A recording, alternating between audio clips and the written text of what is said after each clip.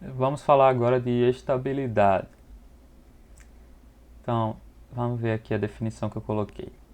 O sistema é dito estável do ponto de vista entrada-saída ou biboestável, que vem do inglês bounded input, bounded output. Quer dizer, entrada limitada, saída limitada. Se, considerando condições iniciais nulas, quando excitado por uma entrada limitada, apresenta uma resposta também limitada. Ou seja, o que esse conceito de estabilidade ele me diz é: se eu apresento esse sistema uma entrada que é limitada, a saída dele também vai ser limitada. Se esse sistema tem a saída limitada para qualquer entrada limitada que eu apresento a ele, eu digo que esse sistema é estável. Não vai acontecer de eu mandar uma entrada limitada e a saída dele ir para o infinito, por exemplo, crescer indefinidamente. O que quer dizer então que uma função é limitada? Bem, é bem simples. Se eu considerar o módulo dessa função, essa função vai ser limitada simplesmente quando ela não cresce indefinidamente. Quando eu encontro, digamos, um patamar superior para o módulo dela, que a função nunca vai atingir, ela vai estar sempre contida abaixo desse patamar. Matematicamente, a gente diz que f de t é limitada. Esse símbolo aqui, ele quer dizer que é uma inferência de duas vias. Quer dizer que se isso acontece, vai implicar no acontecimento disso, e vice-versa. Se isso acontece, vai implicar no acontecimento disso. Então, matematicamente quer dizer que os termos são equivalentes. Então, f de t é limitada, quer dizer que existe um m pertencente aos reais, tal que o módulo de f de t vai ser sempre menor do que esse m. E o m por si não é um valor infinito, né? Isso para todo t pertencente aos reais. Quer dizer que eu vou estar considerando todos os pontos dessa função. Então, para a gente exercitar, né, entender essa estabilidade, considere um sistema e uma entrada dado pelas funções de transferência. G de S, então vou ter o numerador e o denominador. No denominador, eu separei aqui nos polos do denominador. Então, esses polos vão ter a forma PI, né? P1, P2, P3 até Pn. E aqui o de S, eu vou ter o numerador e os polos do denominador, que vão ter a forma PUI. Então, PU1, PU2 até PUQ. Dessa forma, o meu y ele vai ser o produto do G de S vezes o U de S, que vai ter então o produto dos numeradores e o produto dos denominadores. Vai ser o produto de todos os polos. Então, mais uma vez, o que é que a minha estabilidade quer dizer? Quer dizer que se esse U de S ou U de T aqui é limitado, se ele não cresce indefinidamente, o meu sistema vai ser tal que esse y ele não vai crescer também indefinidamente.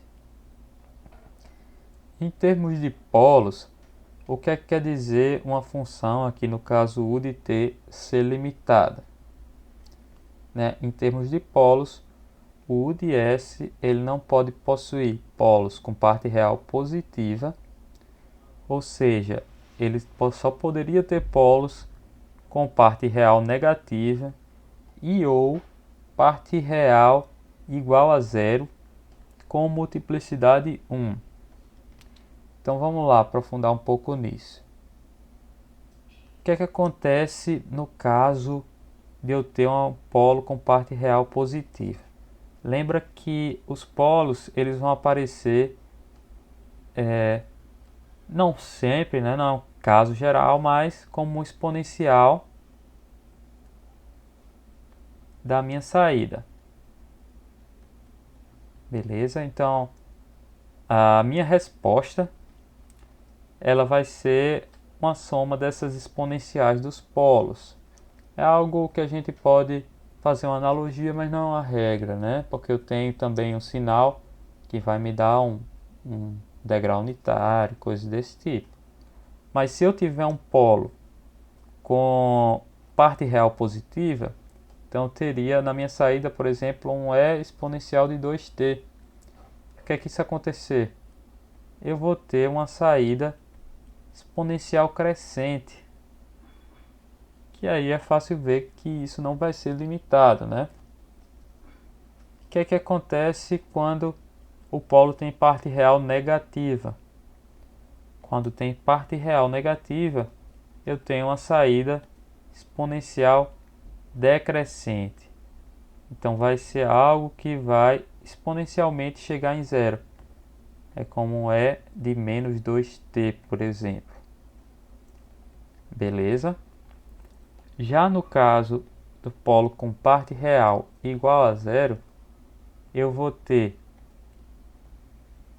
uma constante, né, que é 1 sobre s, ou eu posso ter também um complexo conjugado com parte real igual a zero, né, puramente imaginário, que isso vai me dar origem a uma resposta que é de caráter senoidal.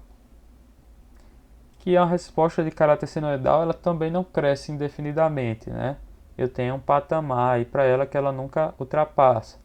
Assim como uma constante, eu vou ter um patamar, que é só uma constante um pouco maior, que ela nunca vai ultrapassar.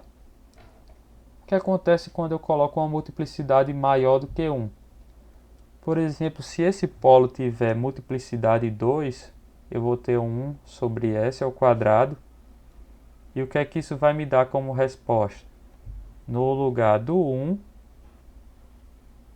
né, na verdade, além do 1, eu vou ter um t. Ou seja, minha resposta vai se comportar como uma reta. Eu vou ter um termo que vai se comportar como uma reta. E isso aqui ele cresce indefinidamente. Então eu não vou ter um valor superior que eu diga, a função vai estar toda contida abaixo. Não, né? Então não é limitada essa saída. Se eu tiver, por exemplo, multiplicidade 2 ou 3, ou s ao cubo, isso vai virando polinômio.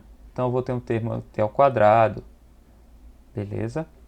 Se for no caso do complexo conjugado, né, que é um imaginário puro, se eu tiver multiplicidade maior do que 1, eu no lugar de ter só tipo um seno de um ômega t, vai aparecer um termo que seria um t seno de ômega t ou t cosseno de ômega t.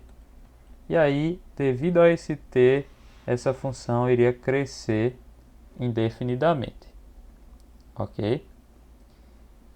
Então, analisando essa característica dele ser limitado, a gente tem duas possibilidades. O primeiro caso, que é o mais simples, é quando eu não tenho polos em comum entre o sistema e a entrada. Então esses polos aqui da esquerda são todos diferentes dos polos da direita.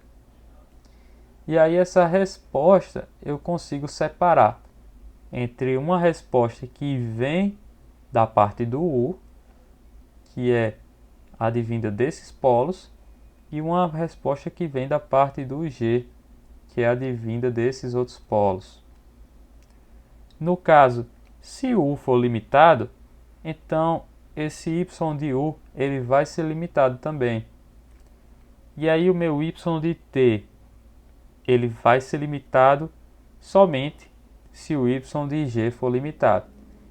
Então, como esse é limitado, esse daqui vai ser limitado só se esse for, né? Se os dois forem limitados, y é limitado. Se um dos dois não for limitado, ou os dois, aí y não vai ser limitado, né?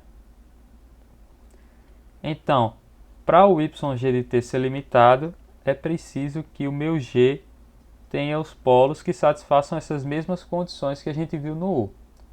Parte real menor do que zero, né, negativa, ou parte real igual a zero com multiplicidade 1. Beleza? Agora vamos analisar o caso em que eu posso ter polos em comum entre G e U. Nesse caso, se o meu G ele tiver um polo com parte real igual a zero, mesmo que tenha multiplicidade 1, pode existir uma resposta, né? Vai existir uma resposta que vai ser limitada e vai ter esse mesmo polo. Como eu estou considerando que ele, para ser estável, ele precisa ser estável para qualquer resposta limitada, então se no meu G tiver um 1 sobre S, nada impede que no meu U tenha o mesmo 1 sobre S. Então, se essa condição for atendida, mesmo que eu tenha só m igual a 1, eu posso considerar um U que vai ter o mesmo polo.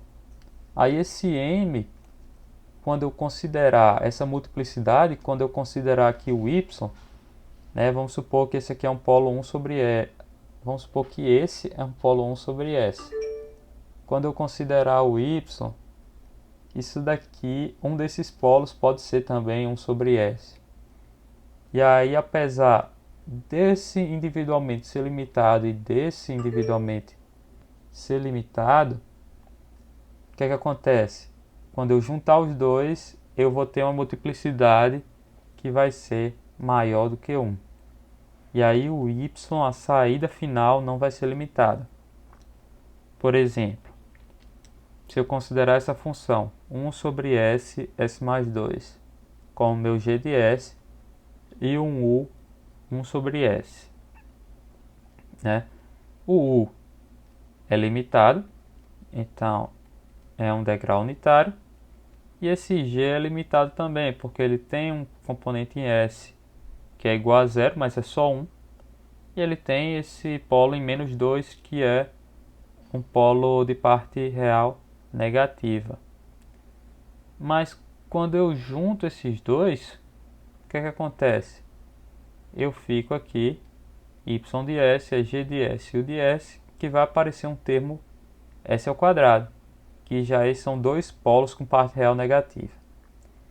E aí, se eu for pegar a resposta inversa, né, a resposta do tempo, a Laplace inversa desse y de s aqui, eu vou ter uma a sobre s mais 2, né, fazendo frações parciais, e vou ter um termo de s ao quadrado e um termo de s, onde isso vai me gerar aqui, né, eu estou multiplicando tudo por 1/4, mas vai ser um menos 1, devido a esse termo de s aqui, um 2t devido a esse termo de s ao quadrado e um e de menos 2t devido a esse termo de s mais 2. Então, nesse caso, esse termo vai para zero, esse termo fica aqui em menos 1, né? E esse termo cresce indefinidamente. Então, quando eu somo isso aqui que é zero, isso aqui que é constante, com algo que cresce indefinidamente, eu vou ter algo que cresce indefinidamente. No final das contas, minha resposta vai ser não limitada. Sendo assim, se eu considerar que existem polos em comum entre g de s e u de s, eu só consigo garantir que minha saída vai ser limitada se todos os polos de g de s tiver parte real negativa. Eu não posso ter nenhum polo, mesmo que seja só um, com parte real igual a zero. Como conclusão, deixa eu só falar uma coisa antes, uma curiosidade. E se eu tiver um s mais 2 ao quadrado aqui? Se eu tiver um s mais 2 ao quadrado, eu vou ter um termo, por exemplo, de t vezes E de menos 2t. E aí, o que é que vocês acham que acontece? Né? Eu tenho um produto de t, que é algo que cresce indefinidamente, e eu tenho um produto de E de menos 2t, que é algo que decresce para zero, né? Exponencialmente. O que vai acontecer aqui é que a parte exponencial ela vai predominar. O exponencial, digamos, ela decresce bem mais rápido, com bem mais potência do que o t, a reta, cresce. Beleza? Então, no geral, essa resposta vai continuar indo para zero. Isso vale para t ao quadrado, t ao cubo, qualquer polinômio, a exponencial é mais rápida, né? Mas ela se sobrepõe. Beleza? Então, vamos lá para a conclusão. Como para que o sistema seja estável, y de t ele precisa ser limitado para qualquer u de t limitado, a gente vai ter que se basear no pior cenário. Isso é, eu não consigo garantir que eu não vou ter polos em comum entre o sistema e uma entrada. Pode ser qualquer entrada, então basicamente eu escolher uma entrada que tem o mesmo polo, isso não vai acontecer, né? E se o meu eu tiver um polo aqui igual a zero, eu vou encontrar uma entrada que tenha limitada que tenha esse mesmo polo. Então eu vou terminar tendo uma multiplicidade maior do que 1. Ou seja, para eu garantir que meu y de t vai ser sempre limitado para qualquer u de t limitado, eu vou ter que ter esses polos com parte real totalmente negativa. Então, o meu sistema ele vai ser bibestável, beleza? Que para frente a gente pode até dizer que é estável, mas lembra que é essa definição de estabilidade aqui. Definição que uma entrada limitada vai sempre gerar uma saída limitada num sistema que for bibestável. Quando o sistema vai ser bibestável quando todos os polos de G de S do meu sistema têm parte real negativa. Ou seja, né, a parte real dos meus polos vai ser menor do que zero. Lembre, isso aqui é negativa, né? Não pode ser zero, não é? Às vezes se bota até estritamente negativa para enfatizar isso, tem que ser menor do que zero.